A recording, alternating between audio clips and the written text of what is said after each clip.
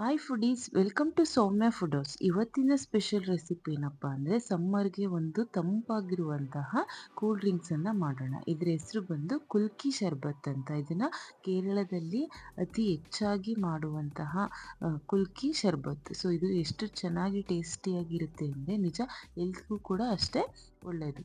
So ಇದನ್ನು ಯಾವ ರೀತಿ ಮಾಡೋದು ಅಂತ ನೋಡೋಣ ಬನ್ನಿ.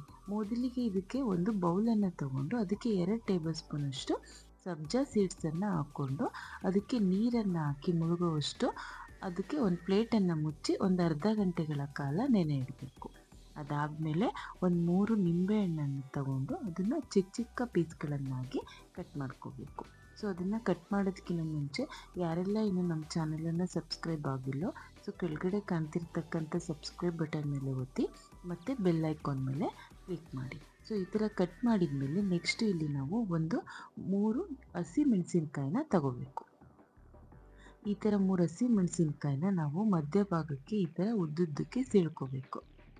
ಸೊ ಈ ಥರ ಮಧ್ಯಭಾಗದಲ್ಲಿ 3 ಹಸಿ ಮೆಣಸಿನ್ಕಾಯಿನ ಸೀಳ್ಕೊಂಡು ನೆಕ್ಸ್ಟು ಇಲ್ಲಿ ನಾವು ನೆನೆಸಿರ್ತಕ್ಕಂಥ ಸಬ್ಜಾ ಸೀಡ್ಸು ಯಾವ ಥರ ನೆಂದಿದೆ ಅಂತ ತೋರಿಸ್ತೀನಿ ನೋಡಿ. ನೋಡಿ ಎಷ್ಟು ಚೆನ್ನಾಗಿ ನೆಂದಿದೆ. ಸೊ ನೆಕ್ಸ್ಟ್ ಇದನ್ನು ಯೂಸ್ ಮಾಡಿ ಯಾವ ಥರ ಶರ್ಬತ್ ಮಾಡೋದು ಅಂತ ನೋಡೋಣ. ಮೊದಲಿಗೆ ಒಂದು ಗ್ಲಾಸನ್ನು ತಗೋಬೇಕು ಈ ಥರ. ಅದಕ್ಕೆ ಫಸ್ಟಿಗೆ ಒಂದು ಅರ್ಧ ನಿಂಬೆಹಣ್ಣಿನ ಹೋಳನ್ನು ಹಾಕಿ ಒಂದು 1/4 ಟೇಬಲ್ ಸ್ಪೂನಷ್ಟು ಬ್ಲ್ಯಾಕ್ ಸಾಲ್ಟನ್ನು ಹಾಕಬೇಕು. 2 ಟೇಬಲ್ ಸ್ಪೂನಷ್ಟು ಸಕ್ಕರೆ. ನೀವು ಸಕ್ಕರೆ ಬದಲಿ ಹನಿ ಕೂಡ ಅಂದರೆ ಜೇನುತುಪ್ಪ ಕೂಡ ಯೂಸ್ ಮಾಡ್ಬೋದು. ಅದಾದಮೇಲೆ ಒಂದು ಅರ್ಧ ನಿಂಬೆಹಣ್ಣಿನ ರಸನ ಹಿಂಡ್ಕೋಬೇಕು.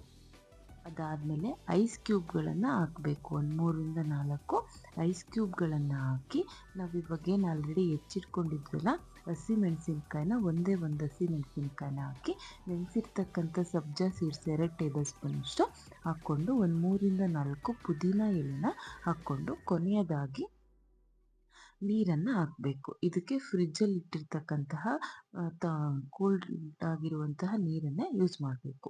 ಅದಾದಮೇಲೆ ಇದ್ರ ಮೇಲೆ ಈ ಥರ ಒಂದು ಲೋಟನ ಇಟ್ಟು ಚೆನ್ನಾಗಿ ಇದನ್ನು ನಾವು ಈ ಥರ ಶೇಕ್ ಮಾಡಬೇಕು.